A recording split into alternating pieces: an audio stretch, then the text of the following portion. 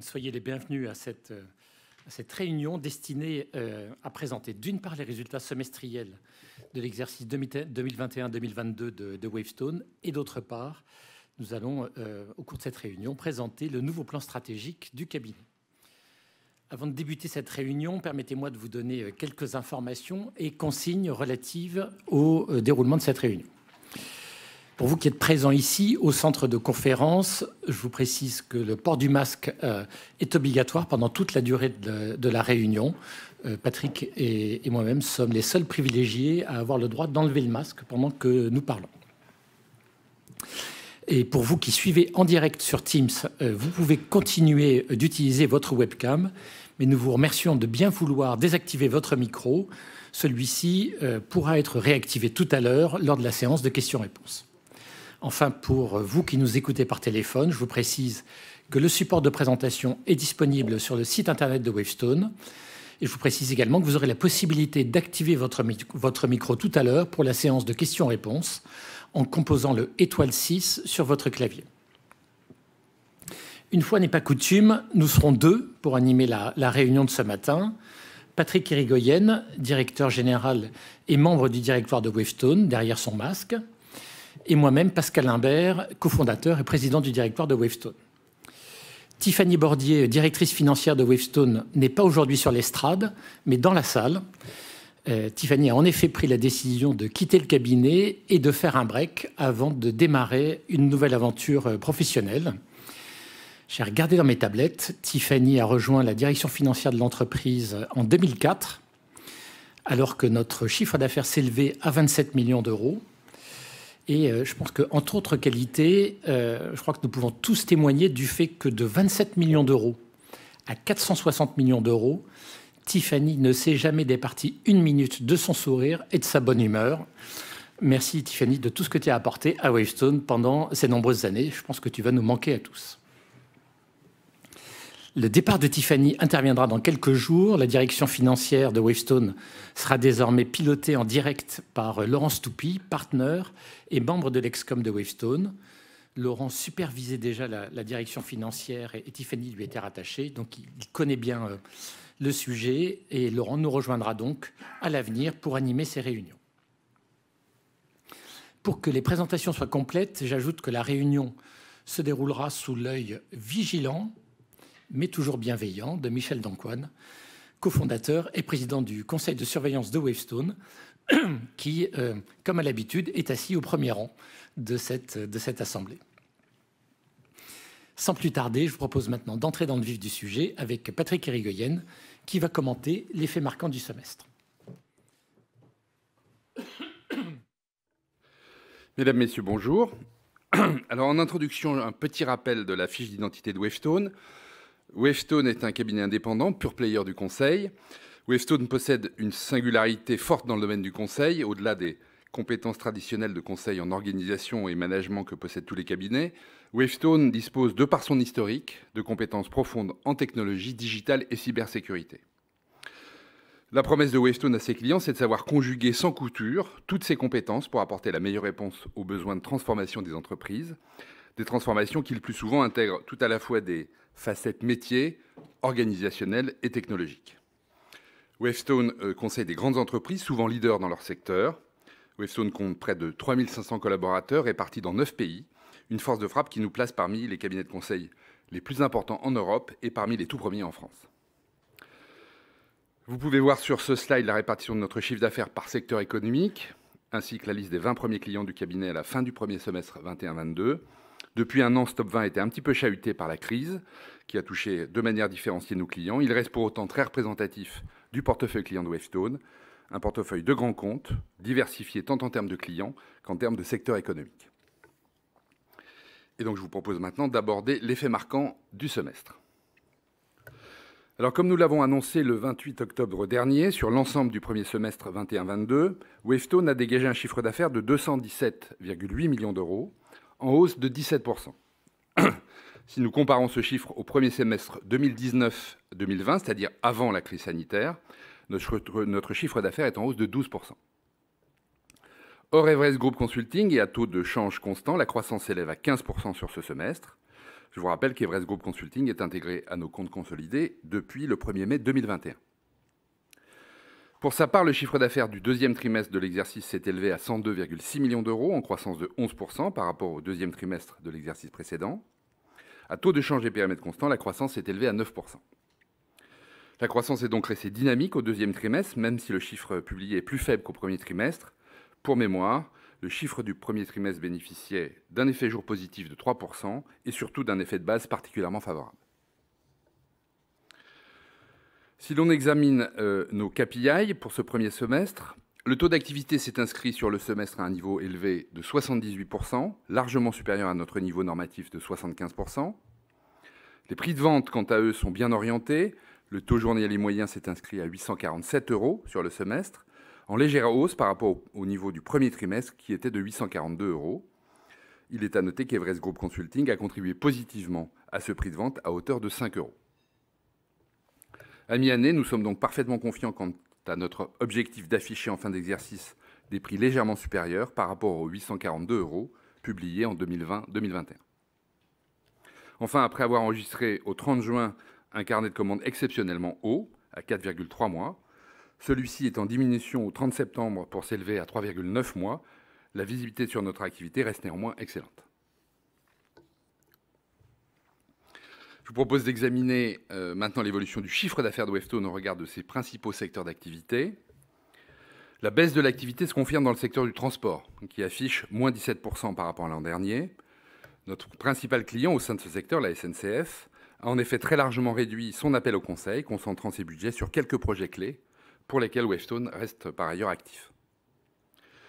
Dans un contexte de reprise économique, nous observons un rebond dans tous les autres secteurs, une nette amélioration dans le secteur financier, avec un secteur assurance toujours bien orienté et une reprise du secteur bancaire.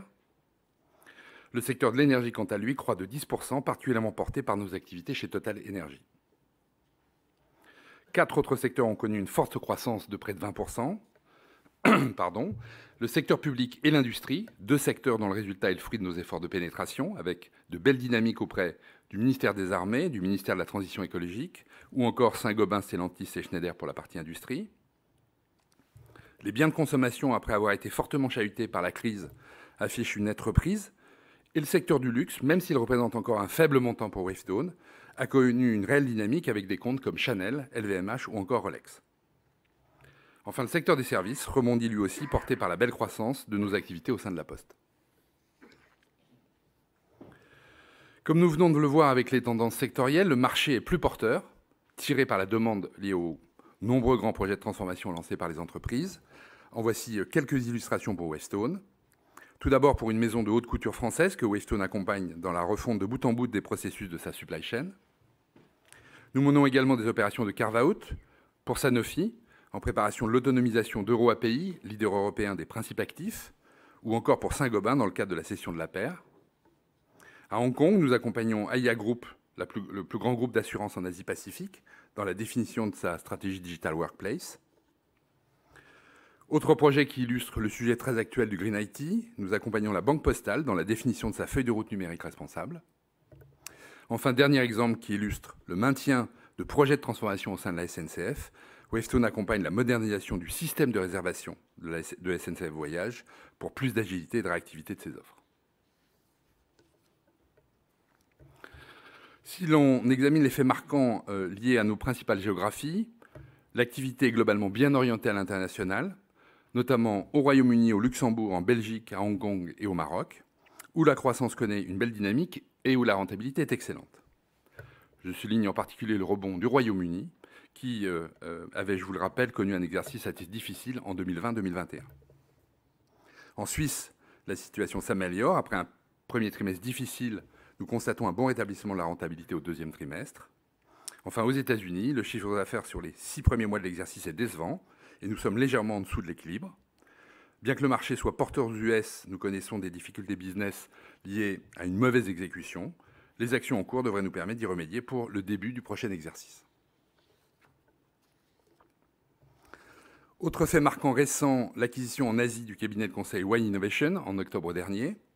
Y Innovation est un cabinet de conseil spécialisé dans la transformation agile des organisations, basé à Singapour et à Hong Kong. Nous connaissons bien Why Innovation puisque depuis 2015, nous avions noué un partenariat avec ce cabinet. Why Innovation a réalisé un chiffre d'affaires de 5 millions de dollars singapouriens en moyenne sur les 3 dernières années, soit un peu plus de 3 millions d'euros, pour une marge d'EBITDA moyenne d'environ 15%.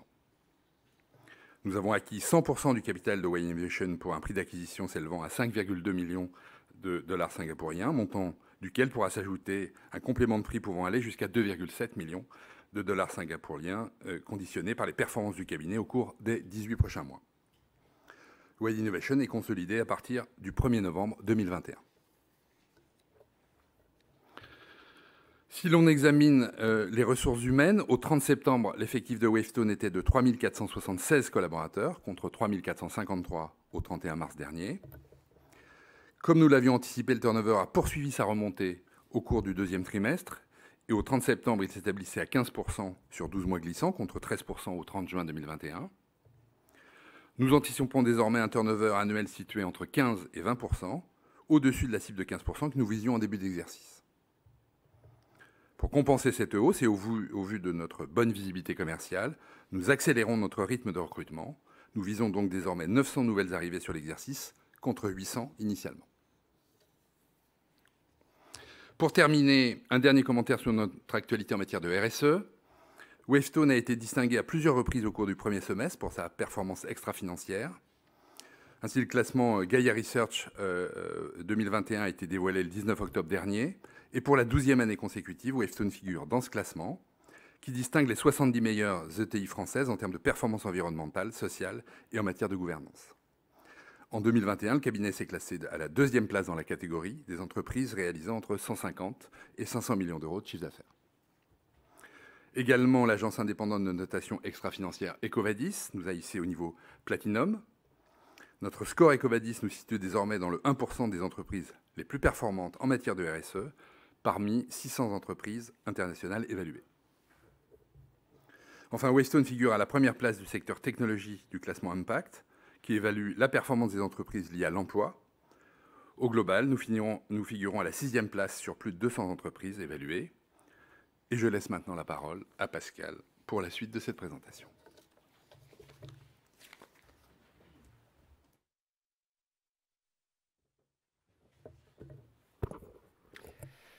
Merci Patrick, et je vous propose donc maintenant d'aborder les résultats financiers de Wavestone sur le semestre. Comme vous venez de le voir, le chiffre d'affaires de Wavestone est en croissance de 17% sur le premier semestre de l'exercice. En termes de rentabilité, Wavestone a dégagé un résultat opérationnel courant de 31,8 millions d'euros, en hausse de 122% par rapport au premier semestre de l'année dernière. Le cabinet réalise ainsi une marge opérationnelle courante semestrielle de 14,6%, ce qui pour Wavestone est un record sur ce semestre de l'année. Pour mémoire, la marge opérationnelle courante semestrielle de l'année dernière, qui était bien sûr sévèrement impactée par la crise sanitaire, s'élevait à 7,7%. Plus comparable, un an auparavant, 2019-2020, la marge opérationnelle courante semestrielle s'élevait à 10,6%. Au-delà de la bonne orientation des indicateurs opérationnels, ce résultat a été favorisé par des charges opérationnelles contenues, en dépit de l'accélération de certaines dépenses, notamment en matière de recrutement et de ressources humaines à la sortie de la crise. Ce résultat a aussi tiré parti de la réduction des surfaces de nos locaux, une réduction de surface qui a permis de dégager une économie de 1,9 million d'euros sur les 6 mois. Après prise en compte de l'amortissement de la relation clientèle qui reste stable et des autres charges non courantes liées aux frais d'acquisition d'Everest Group Consulting et à quelques frais d'acquisition déjà engagés au premier semestre en vue de l'acquisition de Why Innovation, le résultat opérationnel s'est élevé à 30,1 millions d'euros sur le semestre, en hausse de 123% par rapport à l'année dernière. Le coût de l'endettement financier net et les autres charges financières sont en baisse, sous l'effet du désendettement du cabinet et sous l'effet d'un coût moindre des instruments de couverture et effet de change. La hausse de la charge d'impôt est quant à elle limitée d'une part grâce à la baisse du taux d'impôt sur les sociétés et d'autre part grâce à la division par 2 du taux de la CVAE qui a joué donc sur les 6 mois de cette période. Au final, le résultat net part du groupe s'élève à 20,7 millions d'euros, soit un quasi-triplement par rapport à l'année dernière.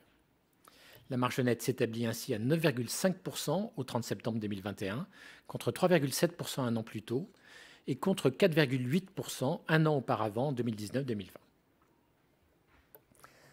Je vous propose maintenant de parcourir notre tableau de flux de trésorerie. La capacité d'autofinancement du cabinet s'inscrit en forte hausse de 71% pour atteindre 34,3 millions d'euros. Le besoin en fonds de roulement a en revanche sensiblement augmenté et a consommé 22,8 millions d'euros de trésorerie. Cette variation provient d'une part de l'augmentation du poste client lié à la croissance et d'autre part de la traditionnelle diminution des dettes sociales sur le premier semestre, renforcée cette année par le remboursement des indemnités perçues au titre des dispositifs d'activité partielle à hauteur de 2,2 millions d'euros sur le semestre. Après paiement des impôts, l'activité a généré 3,5 millions d'euros de cash sur la période, contre 18,8 millions d'euros un an plus tôt. Les opérations d'investissement ont consommé 7,1 millions d'euros, consacrés pour l'essentiel à l'acquisition de la practice Everest Group Consulting. Les flux liés au financement ont quant à eux consommé 15,4 millions d'euros de cash.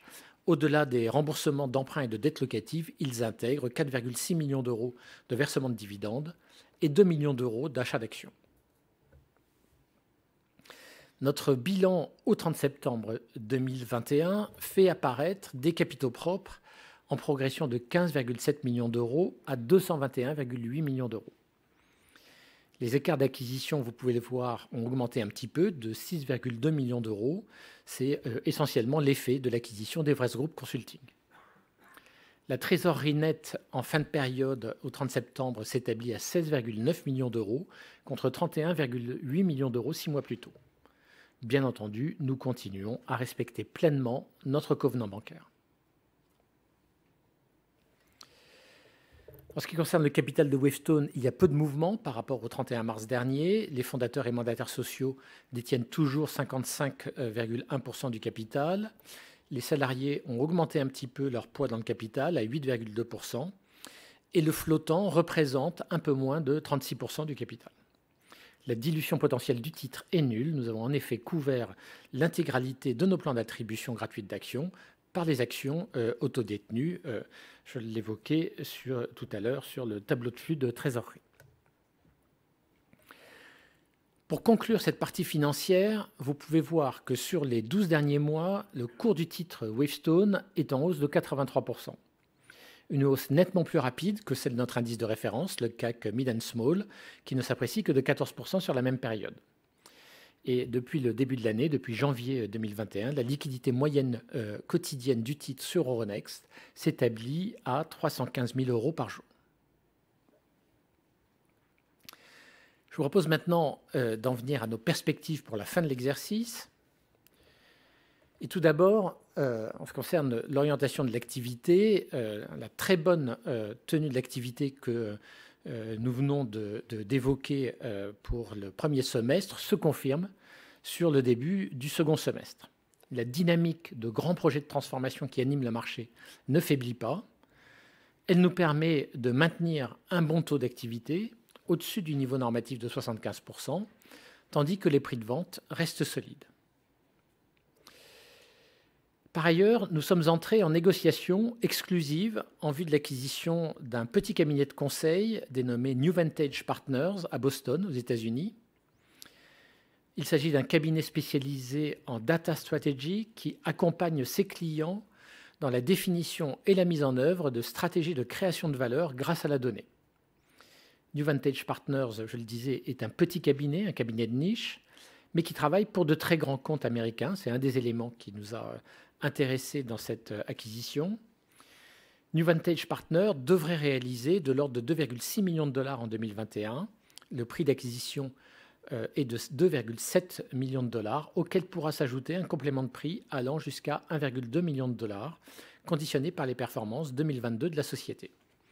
Cette acquisition pourrait se concrétiser dans les toutes prochaines semaines.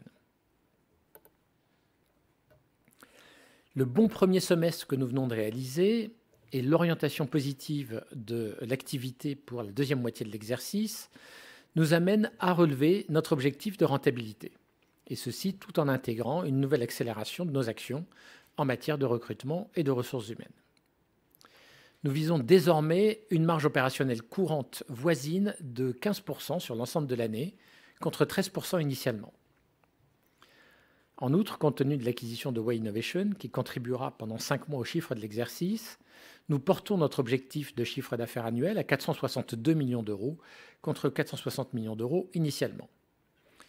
Ces objectifs incluent Everest Group Consulting, consolidé depuis le 1er mai 2021, et donc Way Innovation, consolidé depuis le 1er novembre 2021. Ils s'entendent à taux de change constant et ne prennent pas en compte d'autres acquisitions potentielles à venir.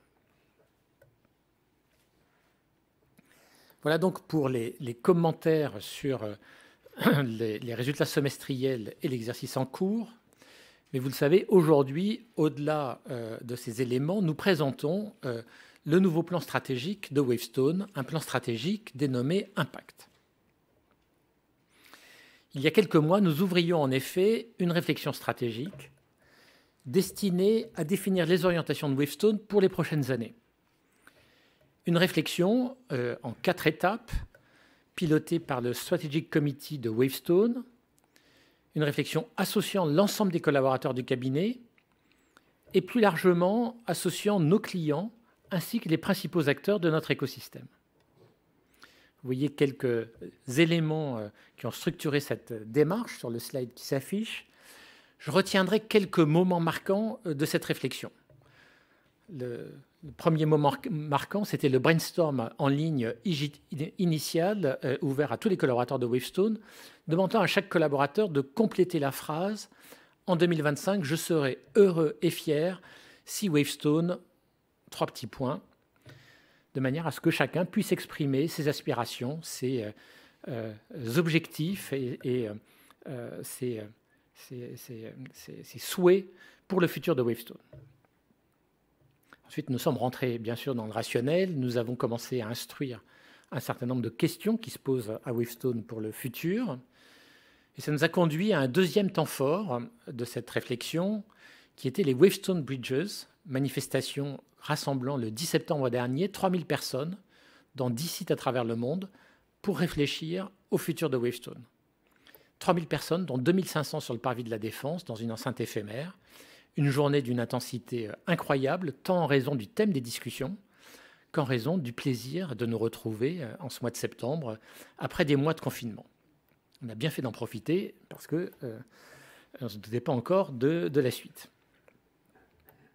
Je retiendrai également les keynotes durant lesquelles les CEO d'Accenture France, d'EY Consulting Europe, de SIA Partners, un de nos grands concurrents en France et aux États-Unis, de Cuperior, notre partenaire allemand, ces CEO ont accepté, nous ont fait l'amitié de venir plancher et échanger avec nous sur leur stratégie et celle de Wavestone. Voilà, les meilleures choses ont une fin. Cette démarche a pratiquement abouti. À vrai dire, le point final aura lieu vendredi avec le lancement du plan au cours de 3 live shows réunissant l'ensemble des collaborateurs de Wavestone à travers le monde. 3 live shows en fonction des fuseaux horaires respectifs des différentes implantations de Wavestone sur les différents continents. Pour introduire le contenu d'Impact, je vous propose tout d'abord un petit flashback. Nous sommes en 2016. Nous ouvrons un nouveau chapitre dans l'histoire du cabinet avec la fusion de Solucom et Kurt Salmon pour constituer Wavestone. 3 ingrédients au menu, un changement de dimension, une idée, marier des compétences business et technologiques, et une ambition, devenir le champion de la transformation digitale des entreprises. Je pense que la recette était bonne et le parcours de Wavestone entre 2016 et 2020 a été une réussite. Quelques chiffres pour illustrer ce succès. En 2015, le cabinet, c'était 1700 collaborateurs pour un chiffre d'affaires de 200 millions d'euros. En 2020, Wavestone comptait 3400 collaborateurs et son chiffre d'affaires s'est élevé, malgré la crise sanitaire, à 420 millions d'euros. La progression de la rentabilité n'a pas été en reste. La marge opérationnelle courante jusqu'à 2015 tournait aux alentours de 12 à 13% chaque année. Et nous venons de le voir, maintenant, elle s'établit à 15%, conformément à l'objectif visé en 2016. Et la réussite n'a pas été que financière. Chaque année, depuis 2016, Wavestone a été classé par Gaïa Index premier ou deuxième de sa catégorie en matière de RSE. Donc voilà de quoi aiguiser notre appétit pour la suite. Et justement, la suite, parlons-en. Cette suite, elle s'ouvre dans un contexte qui est radicalement changé, après une crise qui aura entraîné des conséquences profondes, sans retour arrière possible. Nous sommes au début d'un nouveau cycle économique, qui amène les entreprises à se lancer dans des transformations majeures pour répondre à des mutations puissantes qui sont en train de changer le monde. 3 principaux drivers sont à la source de ces transformations. Le premier, la concurrence de plus en plus intense, exacerbée, qui gagne tous les secteurs d'activité. Une concurrence qui est à la fois la conséquence de la crise, mais également la conséquence de l'irruption de nouveaux acteurs issus du monde de la tech qui viennent attaquer tous les marchés. Le deuxième driver, c'est l'accélération brutale du basculement vers le digital. Je ne vous fais pas un dessin, résultat direct et inéluctable de ce que nous avons tous vécu en 2020. Et le troisième driver, plus nouveau, c'est la prise de conscience de l'urgence climatique et environnementale et de la nécessité d'y faire face. Un sujet qui, en à peine un an, s'est imposé en tête de l'agenda stratégique de toutes les grandes entreprises. Une vague de transformation majeure, donc, une vague de transformation qui est pour Wavestone une formidable opportunité, d'autant que le cabinet a bien traversé la crise de 2020 et donc nous sommes ressortis de cette crise en départ lancé, et d'autant que nous pouvons nous appuyer sur notre proposition de valeur et notre track record en matière de transformation. Et donc pour nous, c'est clair, nous voulons devenir le partenaire privilégié des grandes entreprises face à ces enjeux. C'est tout l'objet de notre plan stratégique, jouer un rôle déterminant auprès des plus grandes entreprises pour les aider à affronter leurs défis concurrentiels, leurs défis digitaux, leurs défis environnementaux. Ce qui nous a tout naturellement amené à baptiser notre plan stratégique Impact. Impact repose sur 3 piliers: l'international et la croissance, l'expertise et la valeur, et le socle de valeur, cette fois avec un S, que nous appelons chez Wavestone le Positive Way. L'international et la croissance, tout d'abord. Notre priorité de développement dans les années à venir va être de renforcer nos activités internationales et de prendre des positions clés auprès de nouveaux clients, en privilégiant des clients en croissance soutenue et des clients internationaux, français ou non. Ce sera notre priorité en matière d'action commerciale, en matière de mobilisation des meilleures compétences du cabinet, indépendamment de leur appartenance à telle ou telle géographie.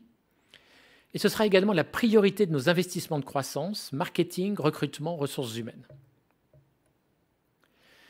Nous allons en outre accélérer notre croissance externe, en particulier dans nos zones géographiques cibles, États-Unis, Royaume-Uni et dans une vision plus moyen terme, Asie.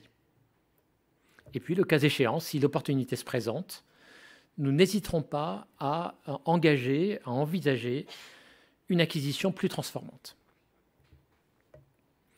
Le deuxième pilier d'impact porte sur l'expertise et la valeur.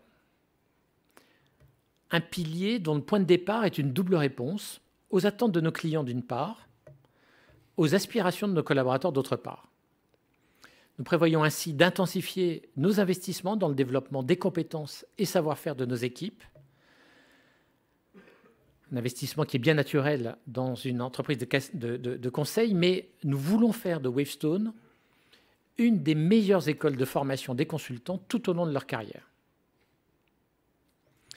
Nos investissements se porteront aussi sur des actions de développement en profondeur de nos expertises pour apporter à nos clients plus d'innovation, plus de vision prospective, plus de thought leadership. Nous concentrerons en particulier nos efforts dans ces actions de développement en profondeur de certaines expertises sur ce que vont être les sujets clés des prochaines années pour nos clients. Et nous, comme vous l'avez vu tout à l'heure, nous en avons interrogé un très grand nombre. Plus de 600 clients ont été interrogés au cours de notre réflexion sur notre plan stratégique, ce qui nous a permis de bien identifier quels vont être les sujets clés dans la période qui s'ouvre. La cybersécurité, bien sûr, la donnée, l'intelligence artificielle, les nouveaux business models digitaux et le développement durable, avec une mention spéciale en ce qui concerne ce dernier sujet, le sujet développement durable et décarbonation, un sujet sur lequel nous souhaitons développer une compétence de premier plan. En synthèse, l'objectif de ce pilier, c'est d'approfondir et d'enrichir la proposition de valeur du cabinet dans une vision à 360 degrés des enjeux business, technologiques et de développement durable. L'effort que nous prévoyons de consentir pourra se traduire par une baisse de nos taux d'utilisation, une baisse que nous entendons compenser par une hausse de nos prix de vente grâce à la valeur complémentaire apportée à nos clients. Le troisième pilier d'impact consiste à cultiver et renforcer ce que nous appelons notre Positive Way, au fur et à mesure que Wavestone va grandir et va se transformer. Le Positive Way, c'est le nom que nous donnons au sein du cabinet pour désigner les 4 valeurs fondamentales de Wavestone.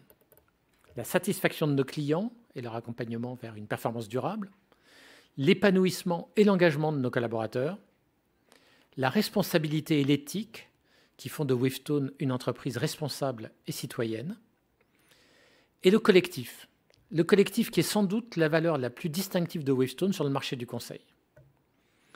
Notre volonté en cultivant le Positive Way, c'est de trouver dans nos racines, de puiser dans nos racines, de quoi renforcer notre identité, notre cohésion, afin de mieux relever le défi de la croissance, afin d'être en mesure d'absorber le choc de la croissance, des croissances externes, de l'internationalisation du cabinet, tout en restant ce qui fait Wavestone, tout en conservant notre ADN.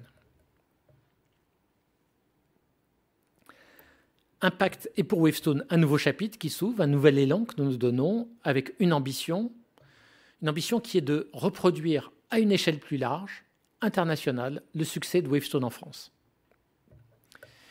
Nous nous sommes donné bien sûr quelques points de repère pour juger en 2025 de la réussite de notre plan.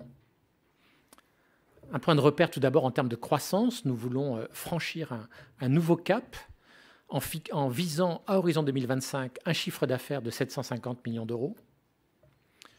Nous voulons ensuite hisser 5 grands comptes internationaux non français dans notre top 20 clients. L'internationalisation de Wavestone, ce n'est pas seulement faire grandir des positions internationales, c'est aussi et surtout, petit à petit, prendre des positions de premier plan dans des grands clients internationaux qui seront la clé de notre croissance dans le futur. Nous comptons enfin situer Wavestone dans les plus hauts standards de performance extra-financière en nous positionnant dans les 5% des meilleures entreprises en matière de RSE. Je n'ai pas parlé de rentabilité. Notre objectif est en effet, à travers ce plan, plus de grandir et de peser que de faire progresser notre marge. Nous entendons donc simplement, en matière de rentabilité, maintenir notre marge opérationnelle courante au niveau de 15%, un niveau qui nous offre toutes les marges de manœuvre financières nécessaires à l'exécution de notre plan. Un dernier mot. Au cours de notre plan, nous allons poser les fondations du développement futur de Wavestone au-delà de 2025. La première étape dans ce processus interviendra dès l'année prochaine, en 2022. Michel d'Ancoine ne sollicitera pas de nouveau mandat de président du conseil de surveillance au terme de son mandat actuel qui se terminera en juillet prochain. Et à cette date, en juillet 2022, nous proposerons aux actionnaires un changement de structure de Wavestone pour passer d'une forme directoire et conseil de surveillance à une forme conseil d'administration, Patrick Irigoyen devenant directeur général délégué et moi-même président directeur général, Michel d'Ancoine restant administrateur de la société. Ensuite, tout au long du plan Impact, Patrick et moi-même poursuivrons la structuration et le renforcement du management de Wavestone, ceci afin d'être prêt à entamer une transition vers une nouvelle équipe de direction à compter de 2025. Je précise que, indépendamment de ces mouvements, Michel Dancoine et moi-même entendons maintenir notre position d'actionnaire de référence du cabinet au service de son développement sur le long terme. Voilà donc l'ensemble des commentaires que nous souhaitions apporter ce matin, à la fois sur le premier semestre de notre exercice et sur notre plan stratégique et le futur de Wavestone.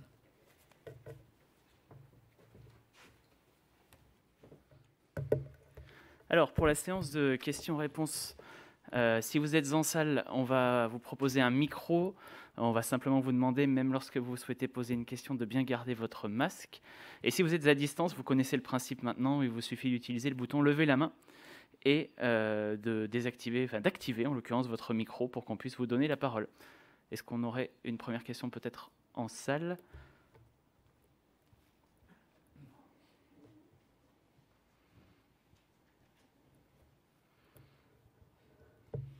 Oui, ça marche. Oui. Denis Chéret, des Midcaps, j'avais deux questions.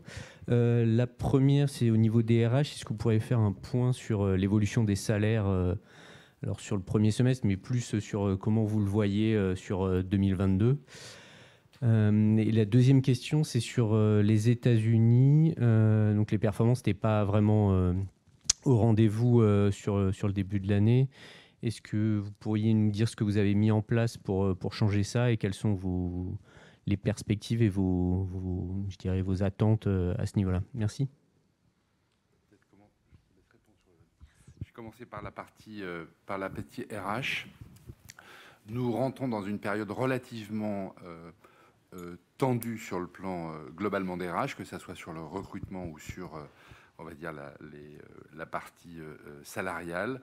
Ce que nous avons constaté, c'est que cette pression augmentait, on va dire, dans le courant de cette année. On a fait un premier mouvement de l'ordre de 1% sur le salaire des débutants, donc une pression contenue jusqu'à présent. On considère que le marché va plutôt continuer à se tendre, et donc on a une observation assez attentive du marché, que ce soit en France d'ailleurs ou à l'international, avec notamment un travail de benchmarking sur pas mal de géographies pour suivre avec beaucoup d'attention l'évolution du marché. Je pense que comme on le constate généralement dans ces périodes un peu tendues, une augmentation à prévoir, je pense, de l'ordre de ce qu'on a connu cette année sur les salaires des débutants, et peut-être par vague, mais plutôt à horizon 1 ou 2 ans, une évolution sur les salaires des gens plus expérimentés. Voilà, plutôt une période de tension en ce moment. En ce qui concerne les États-Unis, comme l'évoquait Patrick, la difficulté que nous avons rencontrée est une difficulté qui est essentiellement une difficulté d'exécution sur le plan commercial. Nous avons donc mis en place cet été un plan permettant de relancer l'activité commerciale. Au menu de ce plan, en fait, tout d'abord plus de focalisation en choisissant, on avait une offre qui était un peu trop dispersée, donc on a resserré les sujets que nous traitons en nous concentrant sur les sujets sur lesquels nous sommes excellents et sur lesquels nous avons de bonnes chances de gagner des affaires vis-à-vis de nos clients. On a travaillé ensuite sur l'alignement des équipes. Aux États-Unis, notre activité est le regroupement de 3 équipes et le travail de réunion des équipes, d'alignement sur des objectifs communs n'avait pas été parfait. C'était pas très facile pendant l'année 2020. Il faut le reconnaître. Mais donc on a travaillé assez fortement à cet alignement des équipes pour qu'il y ait un plan qui soit parfaitement compris par l'ensemble des équipes, en particulier l'ensemble des équipes de management, et exécuté par ces équipes de management. Nous avons renforcé l'intensité commerciale. Et enfin, nous avons revu le management.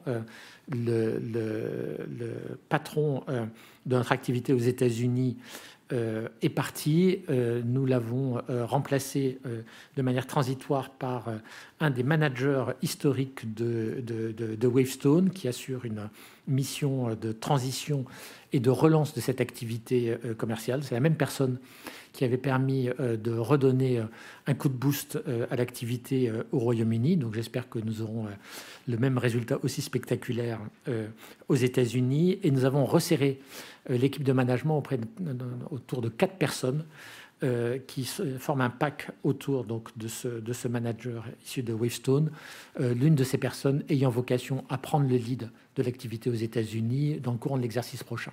Notre vision, c'est on est servi par un marché qui est excellent aux États-Unis, donc on n'a pas beaucoup d'inquiétude sur notre capacité à faire redémarrer la mécanique. C'est une question d'à peu près 6 mois, et donc début d'exercice prochain, nous pensons faire revenir notre activité aux États-Unis au niveau de rentabilité du cabinet, donc une rentabilité largement supérieure à 2 chiffres. Alors, je n'ai pas de questions pour l'instant à distance. Je ne vois pas de main levée. N'hésitez pas. S'il y a d'autres questions en salle. Oui, monsieur, allez-y. On va vous donner un micro. Oui, donc vous rachetez des cabinets qui ont des spécialités. Comment vous pouvez, à partir de ces rachats, faire bénéficier l'ensemble du groupe des compétences spécifiques des cabinets que vous rachetez ?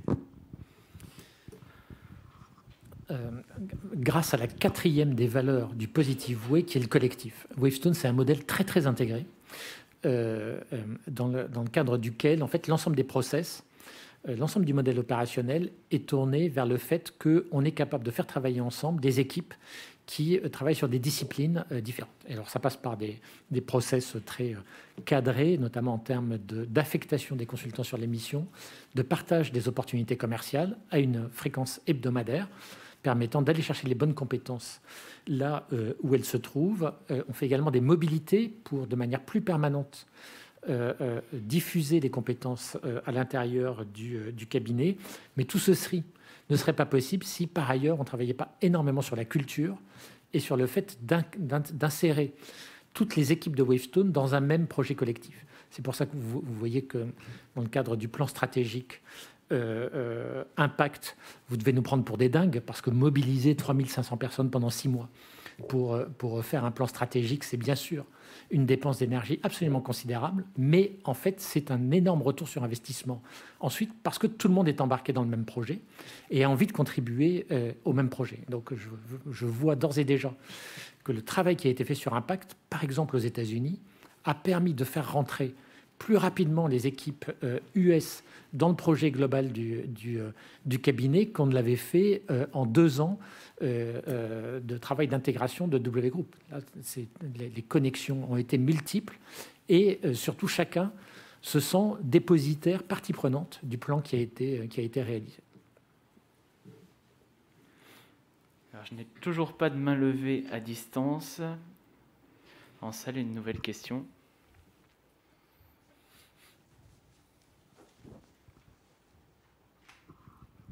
Bonjour. Peut-être sur la hausse du taux de turnover que vous observez, elle semble assez forte, concentrée sur votre second semestre.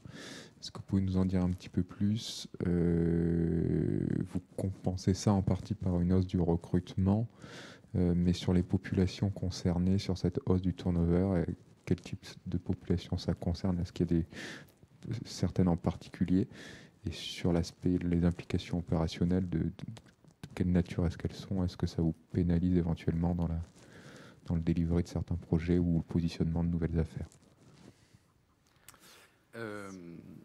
Sur le turnover, je dirais qu'il y a sur les effets les plus consistants, on a un effet sans doute de rattrapage qui est assez important, issu d'une période de turnover très faible, compte tenu du contexte de marché, et un effet doublé par un marché très dynamique de reprise, dans lequel l'ensemble de nos confrères des grandes entreprises sont à la chasse sur le sujet du recrutement. Donc ce double effet nous amène à constater effectivement une dynamique de turnover qui est en hausse, importante.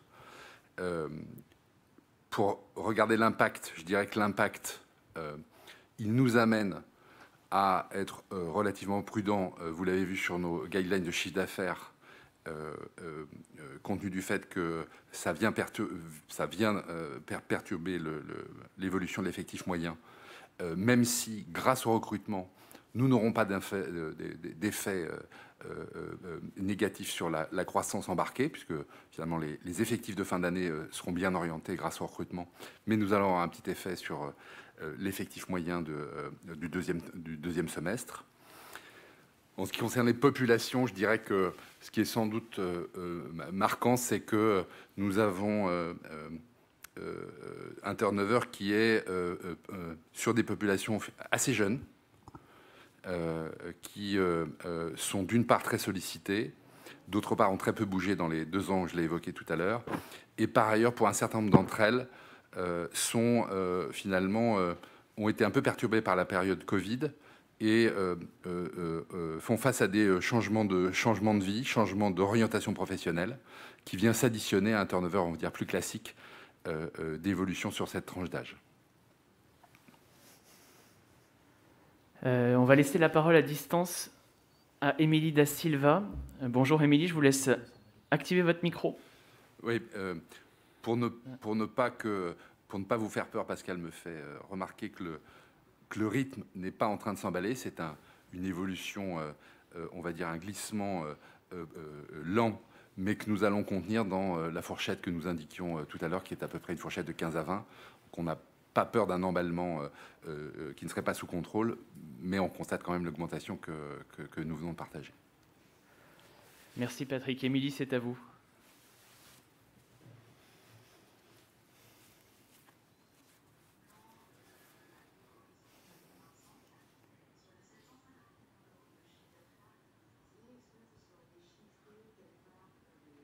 L'organique et quelle part de croissance externe vous intégrez.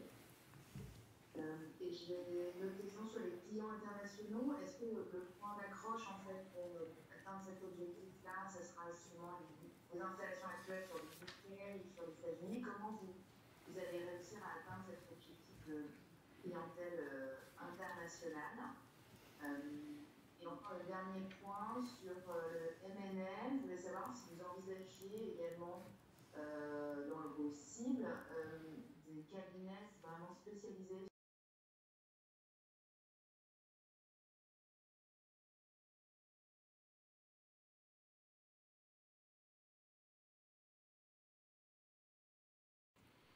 Très bien, merci beaucoup de vos questions. Donc, votre première question portait sur la répartition de la croissance dans le cadre du plan stratégique entre l'organique et la croissance externe. Et je dirais qu'on est dans une répartition assez équilibrée, un petit peu plus de croissance organique dans le business plan que nous avons construit que de croissance externe. On a considéré 150 millions d'euros de chiffre d'affaires en provenance de la croissance externe et donc un petit peu plus en provenance de la croissance organique, mais bien sûr, ça va dépendre des opportunités qu'on pourra saisir en termes de croissance externe. En ce qui concerne l'international, la captation de clients internationaux, je vais peut-être laisser Patrick. Oui, en fait, il y a une idée simple, c'est que nous allons mobiliser tout le cabinet sur cette orientation. Je vous donne deux leviers que nous avons envie d'activer. Une première idée qui est le fait de constituer une notion de global practice, c'est-à-dire des consultants présents dans différents pays, partageant le même projet de développement et pilotés de manière à ce que les autres practices soient... que cette équipe soit pilotée par une équipe de management unique et qui va aller chasser sur quels que soient les clients internationaux et français avec des expertises de premier plan. Par exemple, la cybersécurité sera sans doute la première global practice que nous allons instancier. Donc, capacité d'agir à l'échelle internationale avec une expertise différenciante sur des clients très différents. Deuxième orientation, nous allons, à l'échelle du cabinet, décider d'un certain nombre de clients, sans doute une trentaine de clients, pour lesquels nous allons mettre toutes nos forces commerciales, techniques, pour développer ces clients, dans laquelle un nombre de clients internationaux seront présents et sur laquelle nous allons chasser en meute, pas simplement à travers l'action des bureaux internationaux, mais à travers l'action de l'ensemble des géographies de Wavestone. Et c'est ça qui va nous permettre d'aller chercher ces 5 grands clients non français dans le futur de Wavestone. Et effectivement, en ce qui concerne la croissance externe, le thème essentiel de la croissance externe sera certainement l'international et le fait de nous aider à prendre des positions plus fortes à l'international avec un prisme assez important tourné vers la capacité à toucher des grands clients. Vous avez vu que les 2 dernières acquisitions que nous avons faites aux États-Unis ce sont des acquisitions de sociétés qui avaient l'habitude de travailler pour des clients de très grande taille. C'est un critère auquel on accorde de plus en plus d'importance dans le cadre de nos acquisitions internationales. En complément de ces acquisitions, on pourra réaliser quelques acquisitions plutôt liées à des expertises ou renforcement d'expertise qui nous paraissent clés pour le futur. Et effectivement, le sujet au sens large, sustainability, est un sujet sur lequel on pourrait réaliser des acquisitions pour accélérer notre montée en compétences sur le sujet, même s'il y a déjà un certain nombre de compétences qui existent au sein de Wavestone sur cette thématique. Merci beaucoup. Est-ce que nous avons d'autres questions en salle ou à distance? Il semblerait que non. Écoutez, merci à tous. Et Pascal, quelques mots pour conclure, peut-être notre prochain rendez-vous? Il me semblait qu'il y avait une main levée. Alors, je n'ai plus de main levée à distance. Je n'ai plus de main levée, d'accord. Je n'ai plus de main levée. Très bien.